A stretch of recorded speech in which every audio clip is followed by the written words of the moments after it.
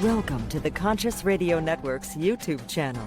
Become enlightened, have fun, and tell all your friends and family to share with everyone they know. You can find us on Facebook and stay up to date on our Facebook group, or find us on Twitter, Instagram, and TikTok. Our podcasts can be found on Libsyn, iHeart, Spotify, Google Podcast, and more.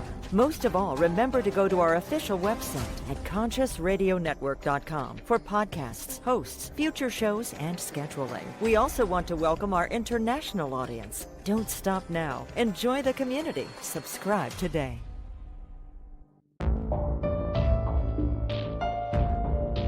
This is the Conscious Radio Network. Good morning, afternoon, or evening, wherever you might be on this spaceship we call Earth. Welcome to Conscious Radio Network's weekly podcast series, The Seance. I'm your host, Reverend Dr. Paul Meckes. If this is your first time tuning in, please click subscribe, like, share, comment, and also follow wherever you listen to your podcast. Today, reincarnation and near-death experiences. Why are we here? Today, she is a psychic medium who has worked with missing person cases, as well as consulting with many well-known paranormal groups and authors, an author herself and teacher of psychic and mediumship development. She created the Relationship Mastery Program, which teaches people how to change their energy, learn their 5 love lessons, and magnetize anyone or anything into their life. Let's welcome to the first time to the show, June Edwards. Welcome, June. Hi, thanks for having me. You are very welcome. I think this is the first time we've actually really dove into the NDE and reincarnation experiences and phenomenon. Really? So, yeah, we touched we said the word a couple times, but we never really dove into it. Well, I can give you lots of info. So, perfect day for it. Absolutely. Perfect day for it. Let's see, where should we start? We'll start with NDEs? Let's start there. Yeah, let's start with NDEs. Okay. So I died when I was 27, and I came back here by choice. And I never called it an NDE because it wasn't a near-death experience. I died. And I did a lot of research into NDEs in the last year or two, to be honest, getting prepared for a TED Talk. And what I found is that everybody's lumped into that NDE category. Yeah. So we're not the suit that sits here. We are the energetic soul that's inside here. That's who we truly are. Okay. We're like actors playing a play, or Avatar, if you've seen the movie. And when, there's 2 things you take with you when you die. You take with you your knowledge, and you take with you all of your feelings. I used to say it was just love because I felt an overwhelming sense of love on the other side. Mm-hmm. But I've since learned doing this work that we take all of our feelings with us. I've brought through many souls that are still angry, hurt, regretful, different things.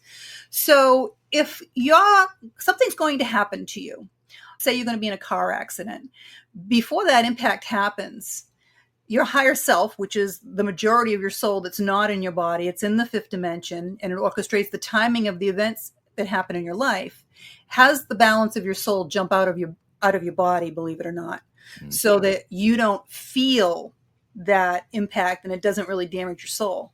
My younger brother was 16 and in a severe car accident, and he remembers standing on the sidewalk watching the whole thing happen until the paramedics came and he went back into his body. They consider that a near-death experience. It is near-death, but you weren't supposed to die. It wasn't your time. Yeah. Same thing with a girlfriend of mine, and she was hit by a deer, came through the side window.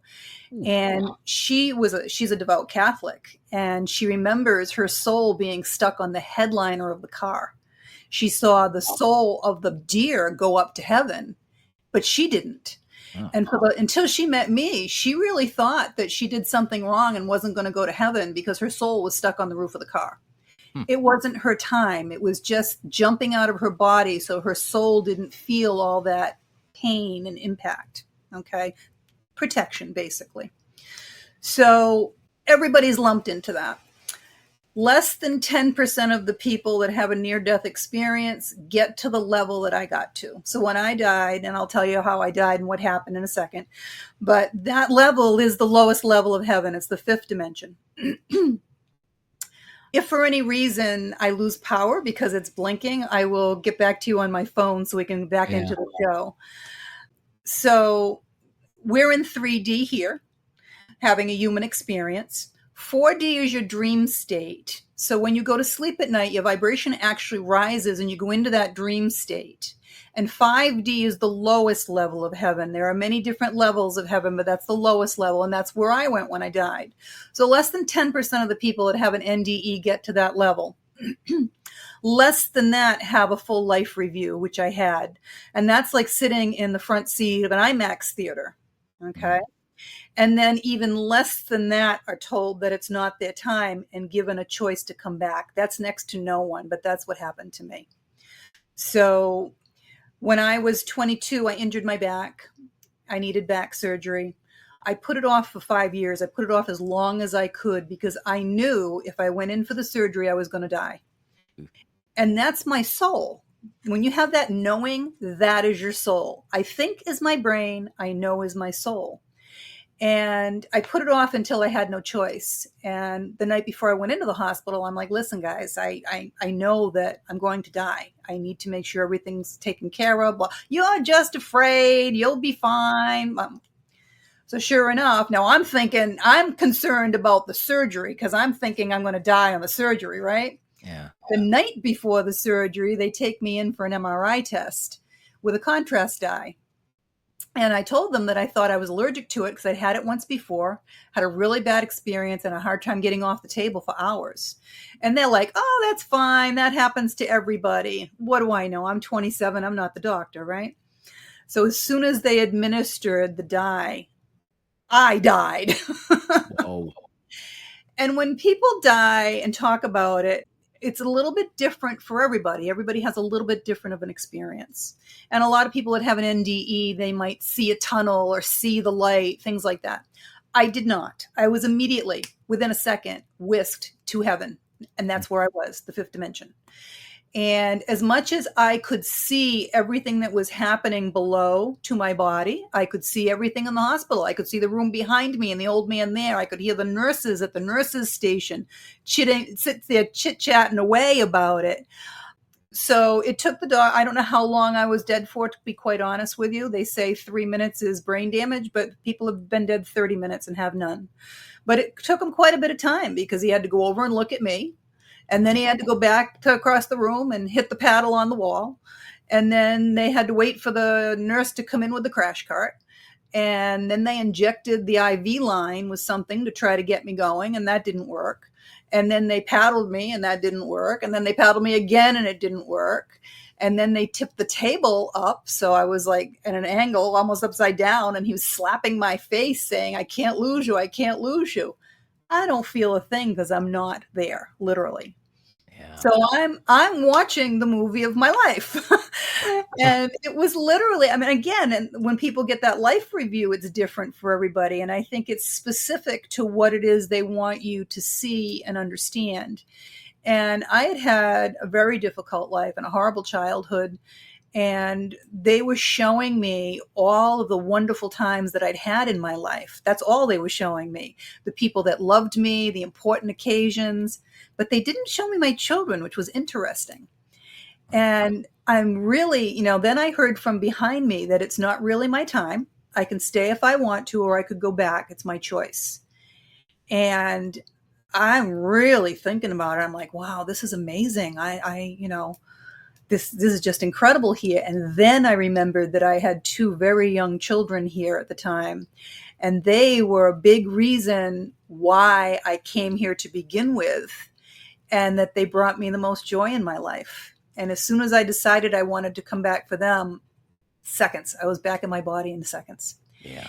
And when you think of quantum physics and the speed of light, the speed of light is almost 300 million miles a second. I love the science behind all this because people try to claim, oh, it's woo, woo, woo. No, there's science behind all of this. And I'm a very scientific person. Before this happened, I was one of these people that if I can't see it, feel it, touch it, it must not be real, right? until it happens to you, because our belief system is based on what we've been taught or what we experience.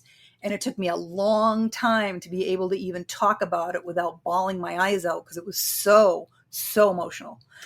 And the speed of light is very, very fast. So I was back into my body in a second. And what was the point I was going to make about that? I don't even remember. But this is how fast we travel when we're not stuck in this body, basically. Once you've gone into the light. Souls that leave their body and die and don't go into the light, they're stuck here as ghosts. I call them low vibrational entities, because I feel energy. I read energy. And I feel them the same as a human being. They are at the same vibration. So vibration, energy, frequency, all different terms for the same word. Okay. Mm-hmm. And yeah, it's absolutely incredible. And I used to think the two things we took with us were knowledge and love, because I experienced just overwhelming love on the other side, just incredible love. But now that I do this work, I've realized that we take all of our feelings with us. This is why your soul jumps out of, in front of a car before a car accident or something, because you don't want to take those feelings. You don't want that hurt. You don't want to feel that. And you take all of your feelings with you. I've brought many, many souls through that are still angry, regretful, hurt, things like that. So it's really nice when I can give closure to people on this side and on the other side, because they need it there the same. Yeah. I would say I'm part of that club, the NDE club. I had an NDE, left my body when I was 18 going on 19. After high school, had a motorcycle accident. And all I remember was I slammed on the brakes and off I went. Motorcycle went up underneath the car. I saw my body. I left. I saw everything was going on. I was up above. Just saw my body just rolling like a rag doll across the road. And then woke up in the ambulance. Yeah, and that's what happens. Yeah, your body, your soul comes out of your body and then goes back in when the medical attention is there to be able to help. Yeah, but it did hurt afterwards. Whoa. Oh, yeah. You're back in your body. It's interesting. It's like when you're out of your body, when you don't have this, there's no pain. There's no heaviness. It's weightless. It's just, it's just amazing. It really is. So anybody that's worried about their loved one on the other side, I can tell you, they're in an amazing place. But they do live vicariously through us because they don't have bodies, and they don't usually reincarnate for about 350 to 400 years. So there's exceptions to every rule. I did work on a murder case where the little girl was 10 years old and she was not on the other side. I couldn't bring her through, and her family from the other side came through to let me know she reincarnated almost immediately after she'd been murdered. But that's the exception to the rule. Most souls, 350 to 400 years before they reincarnate, they want to make sure that everyone that they knew here is gone, because they're still living that life. You don't change into somebody else or something different when you die. You're the same as you were here. You just don't have a body. So if you're an idiot here, you're an idiot there. There's no difference. Trust me. Yeah. And what are your thoughts about the, we kind of, that segues into the next question as far as group reincarnation.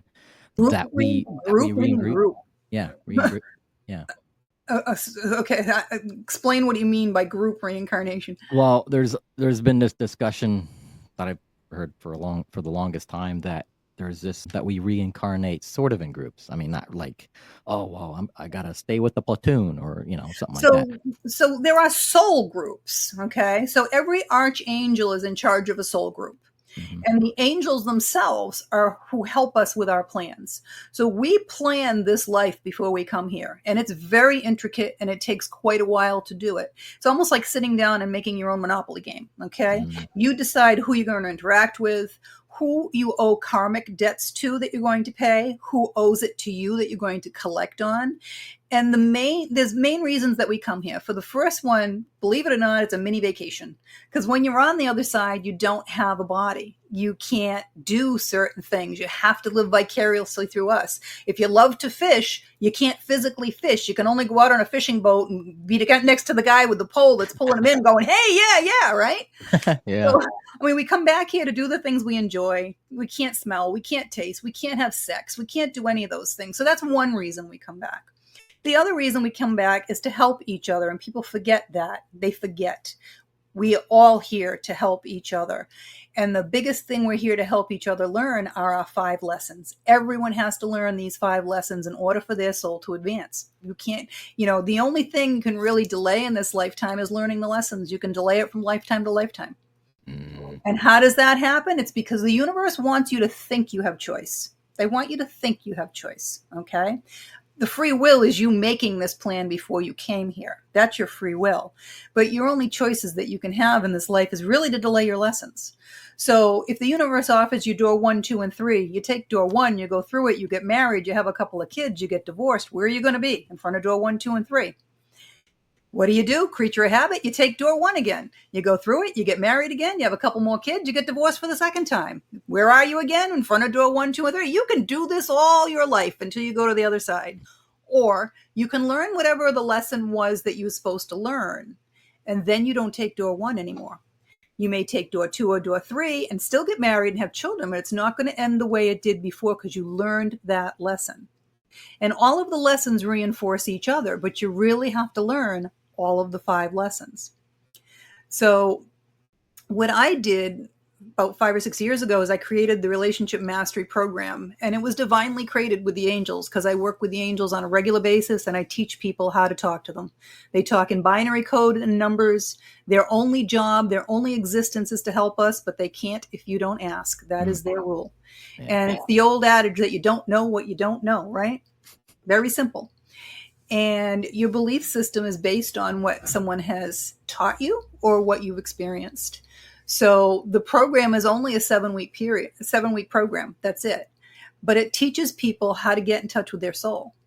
So the difference between your soul and your body, while you're in this body having an experience, we have a brain in our head, right? Hopefully, most of us. Hopefully. Well, your brain is nothing more than a massive computer, but it helps you sort through and organize and do what you need to do, but it has a very specific job. Your brain's job is here to protect you. And how does it do that? It does it by creating fear. So most people are making their decisions based on fear.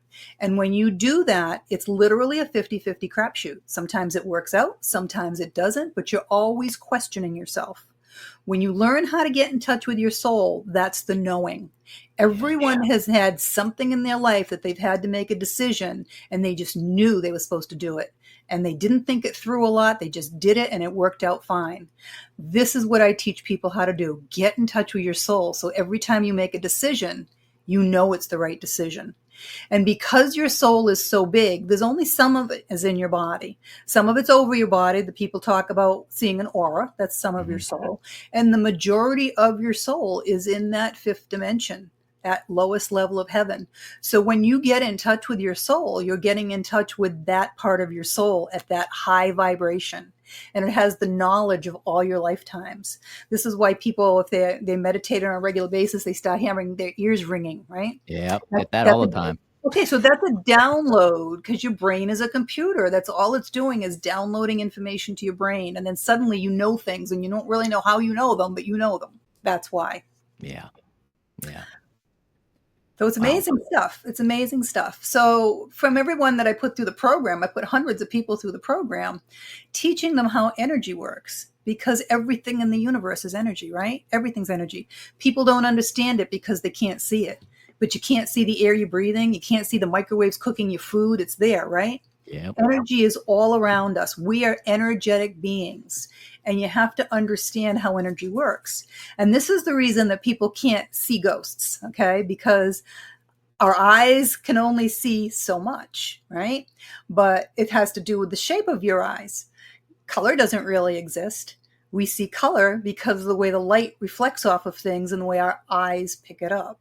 And energy is the same thing. When you start to understand how energy is, you feel it. Everybody's walked into a funeral and felt that low energy, right? Everybody's walked into a wedding or a birthday party and felt that high energy, right? You feel it in a lightning storm, and the hair on your arms stands up. Yeah. So you have to learn how to get in tune with that energy because that's what you are as an energetic being. And when you do that, you can get out of your head and you'll start seeing things. Very interesting thing that happened. My dad, when he was dying, he was 93.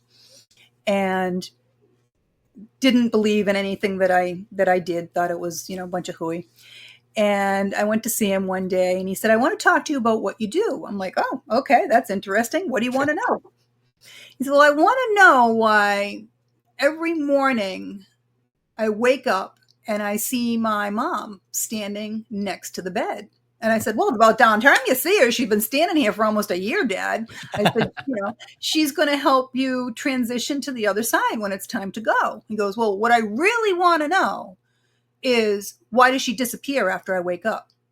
After a couple seconds, she disappears.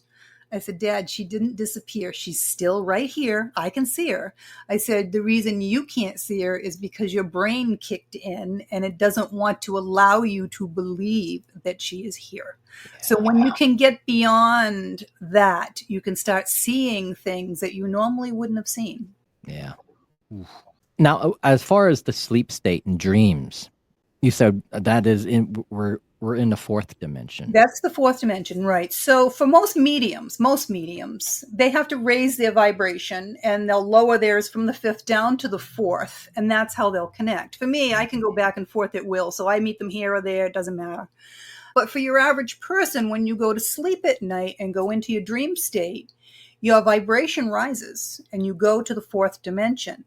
And there are dreams. Yes, your brain is a computer. And if there's things you haven't worked on during the day, it's a filing system. It'll process stuff and then put stuff to the back of your brain. But if someone from the other side is trying to contact you or get a message, or even someone from this side, believe it or not, say you've got a brother in California and you live on the East Coast and something tragic is going to happen, or something happened to them, their soul can come visit you in that dream state as well. And you'll know it is a visit, not a dream, because it seems like it's real. And you wake up right away and you remember everything. That is a visit, not a dream. That's the difference. Wow. The way you explain things is so perfect. And I mean, wow. Yes. I try to explain it for your average person to understand it, because we're not all scientists, and scientists don't want to explain it, bottom line. I know that, And even the ones that have had near-death or death experiences, they're interested in it, but they don't want to explain it to the masses. For whatever reason, they don't want people connecting with their souls. That's the reality. Yeah. So let's save the juicy stuff for close to the end of the show. So when it comes to, like you mentioned earlier, sex is just another form of communication. Did I mention sex earlier? Did I? I didn't you said it once. that. How is sex used as a form of communication? So one of the lessons you have to learn is trust and communication. You have to trust, number one, that there is a higher power. Okay. There's only one. There's 1,764 religions just in the United States. Forget the world, right?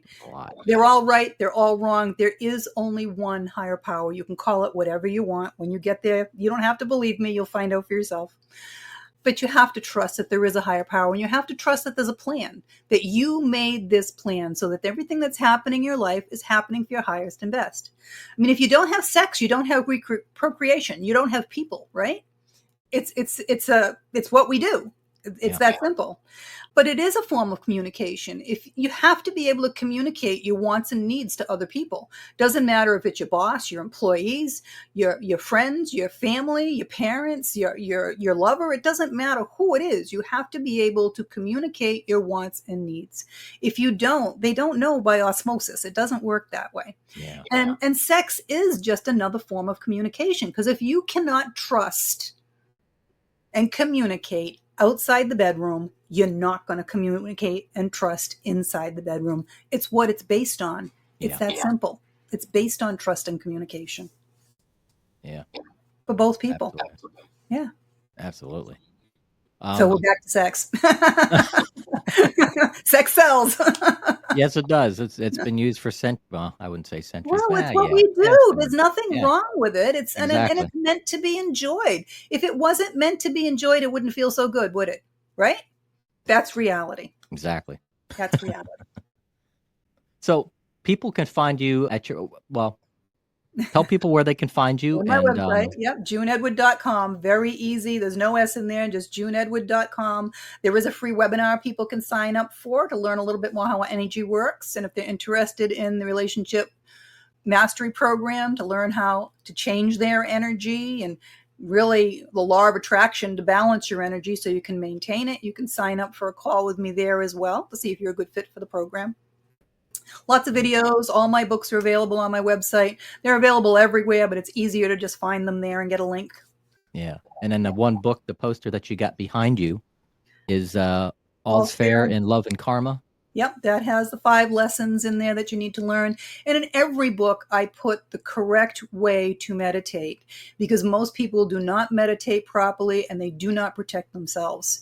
And if you don't do it properly, when you open yourself up to the universe, you're opening yourself up for good and evil. Evil is real, and it is very, very prominent right now. This is what's happening in the world. It's playing out on a political field, just like balance plays out with money, because money is energy. That's why it's called currency, but it's really about good and evil. It's not about politics. Yeah, yeah. So before we close the show out, what do you like to offer as a takeaway for our audience today? So there is more. There's so much more. And if you really want to enjoy the life you have while you're here, it's really all about changing your energy and changing your perspective. The glass is not half full or half empty. The glass is refillable. Drink it, enjoy it, fill it back up. You're only here for a blink of an eye if you really want to look at it. You're on the other side for another 350 to 400 years before you come back again. It goes very quickly here, and the older you get, you realize the faster it goes. So enjoy while you're here. That's why you're here, and help each other, because nobody's an island. Nobody got here on their own, and you're not supposed to. You're supposed to be here to help each other. You really are. It doesn't matter who it is. Help each other. Yeah. Life is short. Tomorrow is never guaranteed. No. The older we get, the wiser we get. And I tell you, I've learned that. Jeez. Wouldn't it be great if you could start out with all, what was it, Benjamin Buttons, right? Started out with all the knowledge and went backwards, right? Yeah. Yeah. But get in touch with your soul, learn how to do that through meditation, and you'll have a lot more knowledge than you realize because your soul has been around a lot longer than you. It has. It has. And June, blessings and namaste, my friend. Thank you for sharing. Do you know what namaste actually means? I honor you. I honor the. My soul knows your soul. In Sanskrit, my soul knows your soul. Oh, wow. Very deep. That's why you're here. That's why I'm here. June, and my soul knows your soul. Thank you. We've probably known each other in a past lifetime. We just guarantee everybody you run into, there are no accidents. Everyone that's in your life has been in a previous life. I guarantee it. Yep. Absolutely. Thank you, June. Thank you very much. And thank you. My pleasure. Definitely go, for everybody listening or watching, go check out June's website, juneedward.com. Get in touch. Find out where you are, who you are, what your life path is. Meditate, reincarnation, learn why you are here, and get in touch. You can book a reading with me. Yeah, I do Akashic record readings as well. If you want to see what your past life was, why are you here? What do you do? What are you supposed to be doing? Yeah, exactly. All of that. What's the path? What's this journey all about? Yeah. Yeah. Thank you very much, June. My pleasure. Thank you. Thank you. Thank you, everybody, for watching Conscious Radio Networks of the Seance, and we will see you next time.